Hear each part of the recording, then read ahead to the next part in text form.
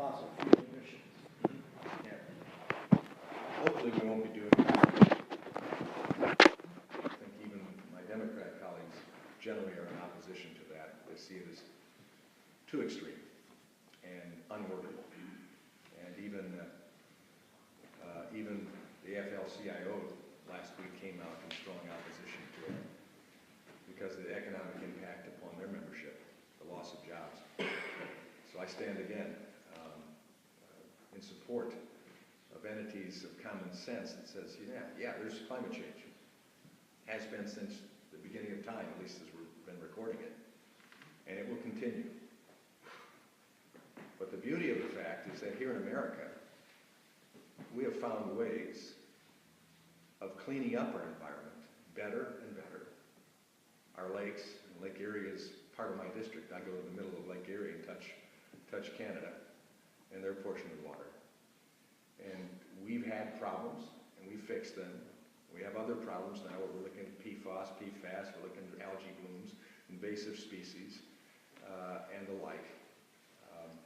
But we've also, here in Michigan, established a pattern for the rest of the country. Why I've introduced legislation again with my friend from Ohio, Tim Ryan, that would use our MEAP program as an example for the rest of the nation, especially those surrounding the Great Lakes, to use as well. We've had great success from the MEAP program, and that's voluntary. But you look at the change in our particulate matter that we used to associate with manufacturing, hanging in the air, covering our vehicles. We don't have that anymore. We don't have rivers catching on fire. And we need to keep moving that direction. But in America versus China or India, every additional step we take has an exponential cost factor to it with a limited impact in comparison to getting on board and telling China, if we had a Paris Agreement that made sense, it would have said, China, you have till 2025 to cut your emissions to such a point. Not to say you have till 2030 to come up with an idea. And America, who is clean, at least, you can agree with me, clean in comparison to China and India, being the one that was going to take the brunt of it. And I'm glad our president backed away from it. And now France, last week, with the demonstrations going on there, with huge bonfires, being the tool of saying to Macron, we're sick of your hot air. We're sick of your climate taxes that you're putting on us. And now they're thinking of getting out of the Paris Agreement. Of all things, France. So, yeah, there's climate change that has taken place, will take place, will continue. We ought to be careful stewards about how we use our resources and do what's reasonable and necessary. And that, in this country, means increasing our technology, doing more research, but doing it in a careful way that we don't frustrate the economic leadership and power that we have in this country. Because right now, fortunately, we're ahead of the game in all of that. But we've got world challenges coming from us, competition that we never had before during our Industrial Revolution. How dirty was our air back during the Industrial Revolution? And we got through it. And then we started thinking, how do we still have this revolution ongoing, but take care of our stewardship responsibilities as well of our resources? We can do that. But let's not go to anything like a Green New Deal, and let's push back on people who stand up on a table during a campaign stop and say, we've got to approach something like the Green New Deal, because if we don't, bad things will happen, including potential of extinction. Oh, come on. Extinction? We're that dumb that we can't get ahead of the game that would cause extinction on us? Or like AOC is saying, we've got 12 years left if we don't do something like the Green New Deal? There are times when rational Americans need to step up to the plate and say, you're wrong. You're absolutely wrong. And you're going to hurt us if you move that direction. Besides that, you can't take a high-speed rail to Hawaii. At least yet. Next question. Congressman Congressman, a question that I'd like to pose regarding infrastructure. Governor Whitmer has proposed a 45-cent gas tax that would take effect in October and be phased in over the course of the following year. A few years ago, our Michigan legislature passed a modest gas fuel tax to be directed toward roads. On a federal level, the federal gas tax has been at a certain level for, I think, over 20 years. Is there any discussion at the federal level of possibly increasing the federal tax gas that would be used to invest in improving our interstate road structure? There are discussions going on. No strong effort at that yet. I think rightly so. The federal government is looking to the states, see what they're willing to do. Again, the majority of the concern is not the federal roads. It's the local roads. And that's a question that I would ask as a citizen. I'm not going to jump into the issue of gas tax. You talk to your state senator and state reps on that. I got enough problems on my own. But I would say they ought to ask the question, where are those new tax dollars going to go? Are they going to go to these streets in your local communities? Where have they already gone? Or are they going to go to the highways? I think you'll find out. And some of my colleagues, in meeting with a few of them yesterday up in Lansing, said they aren't going to your local roads. So that's a question you ought to be asking. Sure, do we have potholes?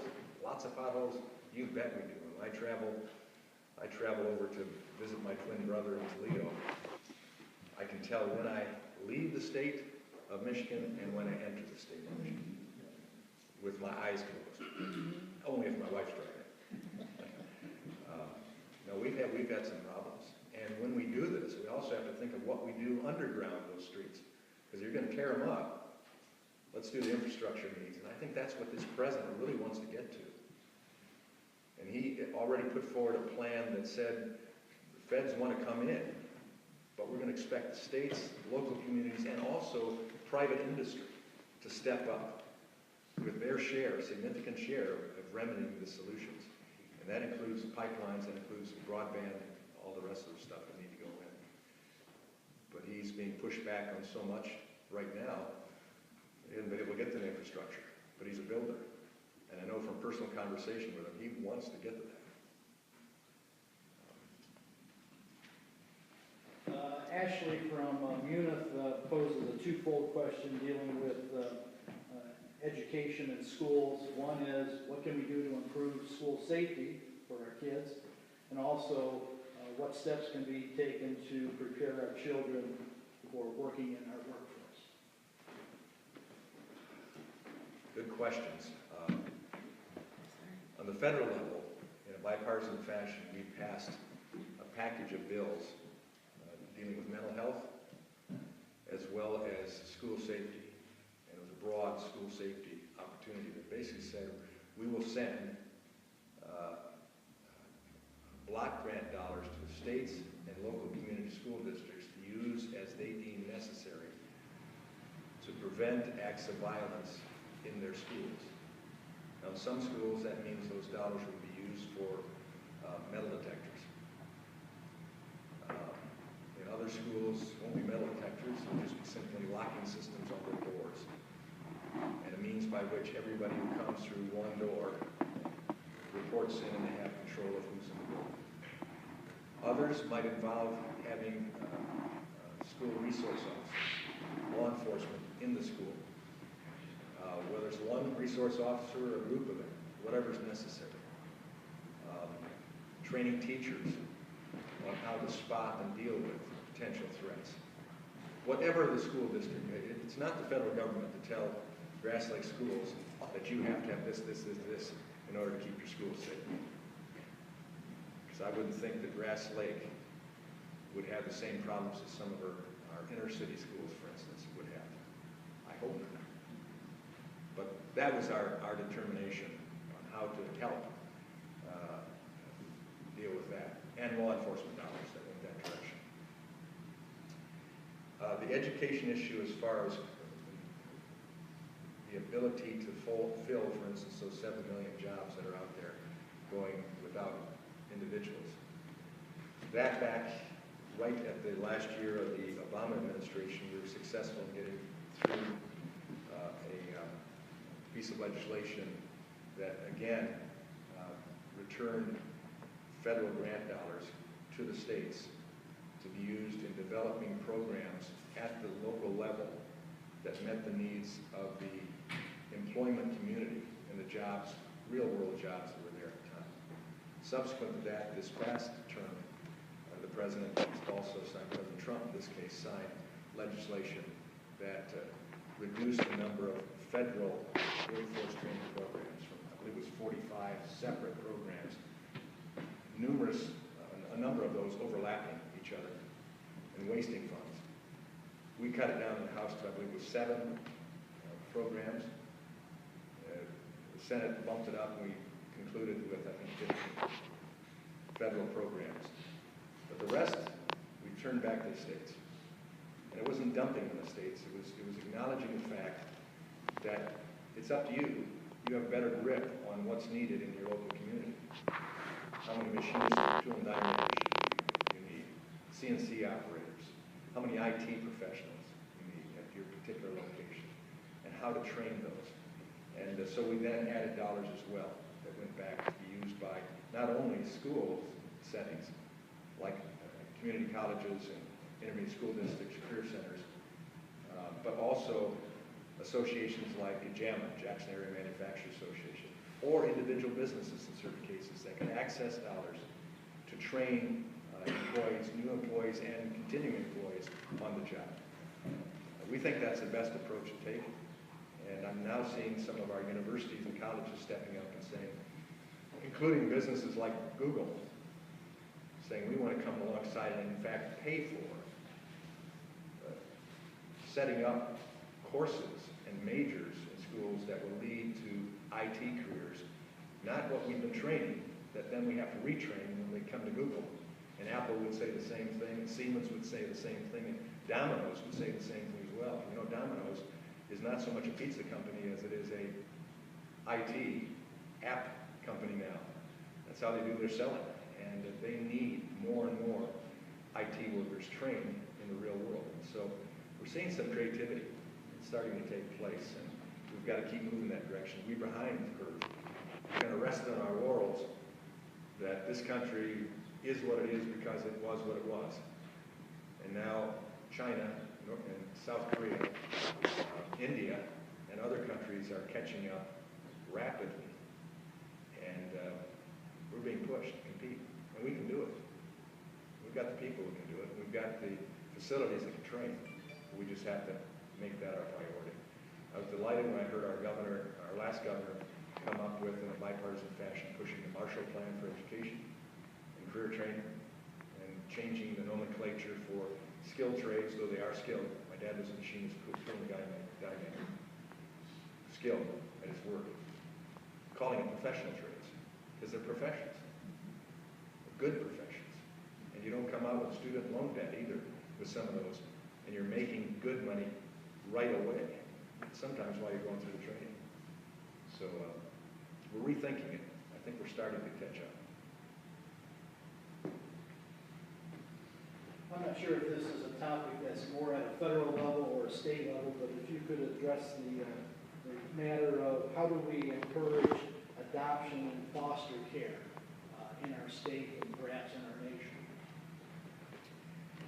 That's primarily a state, local issue. But I think I would say one reason we can foster it is do a little bit better in fostering the mentality that life is sacred, and life is special, and that there truly is no unwanted child. I remember Dick Headley, who ran for governor years and years ago, standing in front of a huge arena and saying, if you know of any unwanted child, let me know about it. I'll take care of that. And I think that ought to be the attitude in society. And when you see a Virginia governor and a New York legislature come out cheering the ability to even up to including the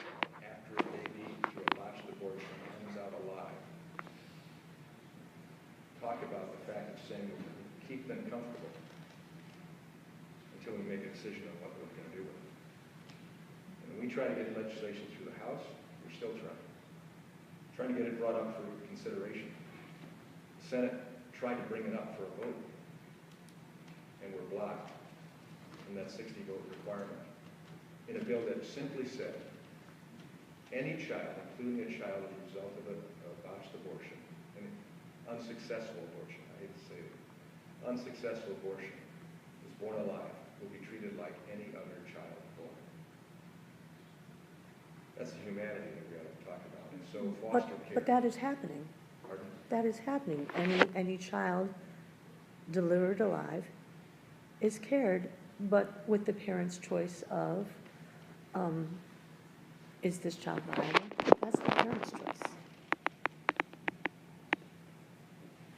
I respectfully disagree with you. That is a unique human being. The Bill of Rights and the Declaration of Independence of this great country defended from its inception.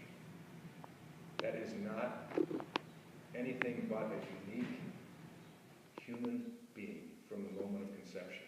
And DNA proves that. I, for one, am able to protect it all life. But to think that there would even be a discussion about a human being as unviable, as you would say.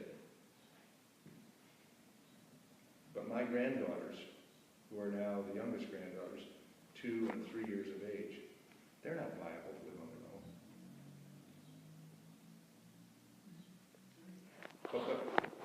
But I protect them. My kids protect them. And society protects them. Amen. And I respectfully disagree that little human should be treated. With no question, we try to save their life. As Ronald Reagan so eloquently stated about this issue, if we saw a body laying in a curb, motionless, what would be our first response? And he answered that, to save it. Not knowing whether it's dead or alive. Our initial response would be to run to that body, see if there was life, the first, and try to save it. I think the same thing is good with that. And in foster care, getting back to the question, there are problems with foster care. Certainly there are. Emotional, as well as some people are doing it for the money. But I know a lot of other foster parents who are doing it because they love kids. And let's make it entirely possible for kids to have foster care. Let's make it extremely possible for kids to be adopted. Let's find ways of reducing the costs even for that, because there are people that God has given them just an innate desire to nurture children. And I love my kids, but I know some people, it's like potato chips. They can't get enough. And there are people out there that want to take care of kids, so let's not stand in the way. And I think some of our regulations get in the way of that. And then the cost factors too make it very difficult for some to do that. Anyway. Kind of segueing on that point, just raised about the nurturing children, a follow-up question related to that topic is, to what extent, if any, can Congress provide legislation that would help encourage people who have infertility issues related to insurance coverage? Yeah. I think that, again, is where we have the whole issue of healthcare in this country. We moved away from patient-centered approach, where the medical community, working with the patient, the doctor, the patient, deciding what's most necessary for them. And then, by doing that, creating not a one-size-fits-all, like Affordable Care Act did, but rather a choice system that says, this is what I want. And I'm sure that those that have the issue of infertility, there's a good number of people out there, that there would be a competitive base where insurance industry could look at that and say, that's something we can get into. We see all sorts of custom select products that are offered. And I think that also could come in the insurance industry. We've seen it. We've seen right now those with the ability to pay can have concierge or special type medical coverage, even offshore, where they can get it. I think if we opened it up and said, what's most important to your life, my life, and my age as a Medicare recipient, never thought I'd get old. Mature. I don't need contraceptive coverage or maternity coverage. My wife's younger than me, but she doesn't need it either. But oncology, cancer concerns, cardiac, making sure I have coverage for some of the big ticket items, that's where I'm going. And my youngest son, for instance, who thinks he's bulletproof, well, catastrophic coverage for him. Would probably be okay. At least till he matures more as well. So I think the same thing could be with the fertility issue. Insurance companies ought to be there, ought to be thinking about how we cover it. But mandating it will just bump up the cost. And I think the outcomes won't be as good either. That was all the questions? Okay, I have one more. okay, we can open it up if we've got time here. I asked this question. First of all, I want to commend you for your support on the president on most of the issues. I think that's very important. I wonder when the Republicans are going to support this president. I think that vote last week was a disgrace, the number of Republicans that didn't support the president. How many were those? Was it 23, 24? 12. 12. Yeah. 12 in the Senate and 3 in the House. But that just speaks the narrative of the Democrats and the media that are against this president. Your point on the 7 million jobs that go because we don't have qualified people, you don't hear that. You've got AOC and the others, we need a guaranteed annual income because we don't have the jobs. We need a narrative on that side. And then there's continuing, ongoing investigations. Every night, all you see is your colleagues, Nadler and California, Maxine Waters and Schiff. That narrative, we're not going to get anything done for the next 2 years. All the good things that you talk about that have happened are obscured while the shadow hangs over the presidency. That's all you see at night on the media. So, yeah, I hope Attorney General Barr does something, but I don't know. Right now out of Congress, I see Meadows and Jordan, are leading the abuses that have taken place under the Obama Justice Department and the FBI and the Clinton. But when is that going to come to light? When is it going to move? And when are the Republicans going to coalesce around this president? Or are we going to hear the same stuff for the next 2 years? You're going to hear the same stuff for the next 2 years. You probably could stop the answer right there. When you have a national media, let me give you an actual case illustration of this. I got off the bus that had taken us to John Dingell's funeral, dropped us off in front of the Capitol after the funeral. I got out, bid adieu to my wife. She was going to a spouse event. I was going back into the Capitol. And I literally had to stop, turn sideways like this, as a whole throng of reporters rushed past me, trying to follow AOC, who had just done a Green New Deal press conference out on the lawn, charging, literally like this, with microphones out like that. Could care less that I was a member of Congress trying to go into the Capitol. So just stop like that. That's an illustration of where the media is going. Everything, and let me encourage you, Republicans have stood firmly behind the president, overwhelming majority. Even the senators wanted to support the president on the repeal of the Affordable Care Act that John McCain ultimately stopped. We've come down to just a minor few that didn't stand with the president. The House, we gave him everything he wanted. That's because the majority of us understood the policy was right. And we gave him the tax cuts, we gave him the regulatory reform. That started in the House. We used the means by which we could get it through without being blocked by the cloture vote, even in the Senate, reconciliation we used. We've given him 2 bills to deal with the border security issue, DACA, and all of the rest. So there is support, but the media, and I say it on both sides, Fox doesn't tell you the full truth.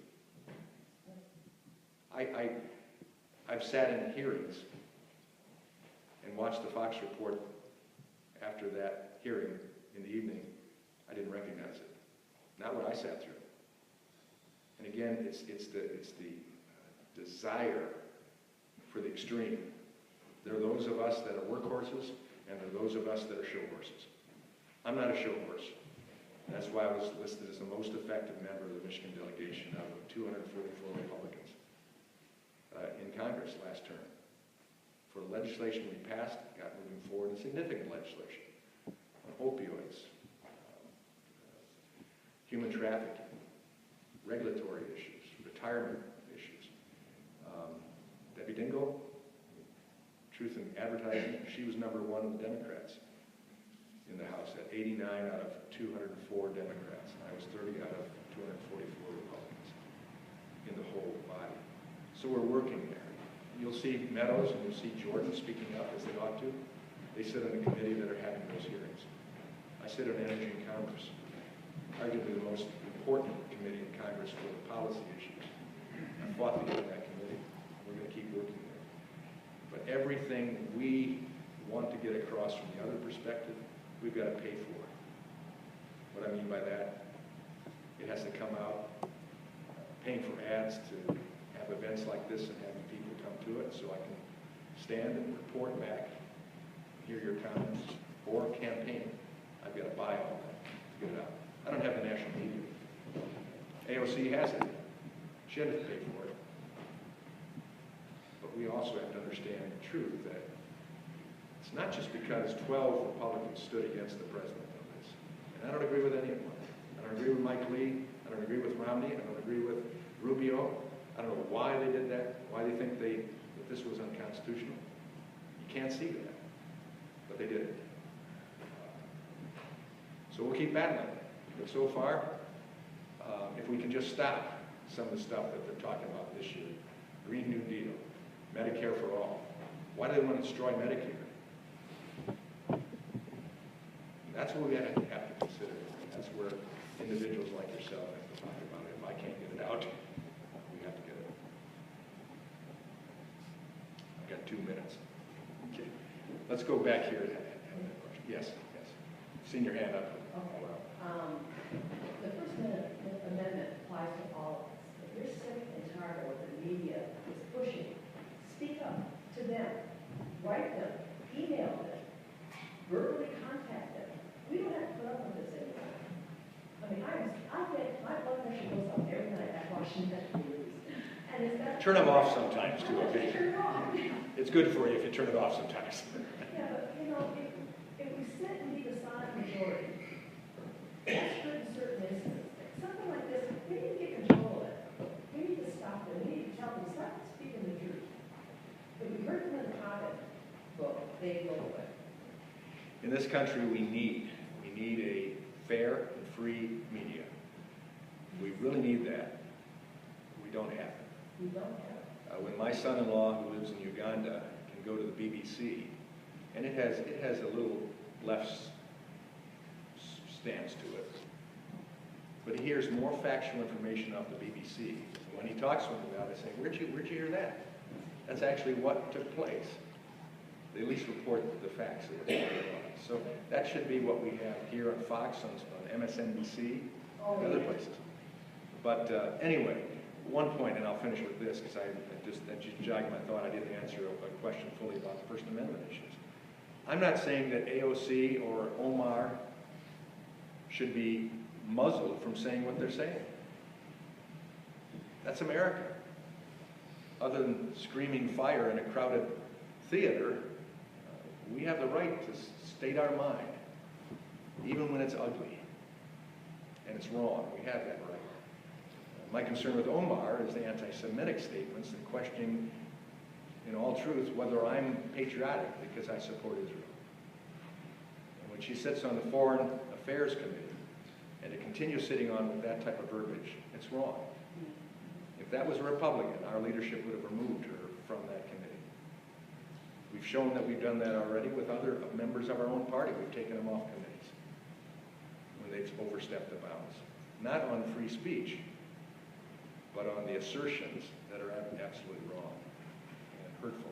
So in America, we still have that. I would hope that we could do that with more comity, not comedy, but comity. With compassion, sensitivity, and kindness, even though we can speak with truth. As the Savior I serve, I'm a Christian, said about him, he spoke with grace and truth. Grace, but he spoke truth. And I think we ought to speak truth. Best to our understanding, but do as gracious as possible. Why? Because we're Americans. And the rest of the world is looking at us. And they're taking notice. And we've gone through tougher times in this country. Civil War being one of those. The country was split to the point of shooting each other. Sometimes family against family. And yet somehow we got through it. And we made a better country out of it. And as our founder said, we are in a grand experiment, continuing to perfect our democracy, our republic. And let's be about doing that. I appreciate your comments on it. But turn the cable shows off regularly. Listen to a few, but turn them off regularly. You'll feel a lot better about your life. I do that. In fact, the Me channel is a wonderful, wonderful one to look at. See Andy Griffith or something. Yeah. That's America. There's still America like Andy out there too. Well, thank you for showing up today. David, thank you for letting us be here. Thank you, Congressman, for coming out and visiting the constituents here in Grass Lake, and thank you to you folks for taking the time out of your schedule to come and be involved in the political process to hear an update from our congressman and be able to pose some questions. So have a great day, and as you exit, feel free to take some of the sweets with you. And you might want to remind everybody that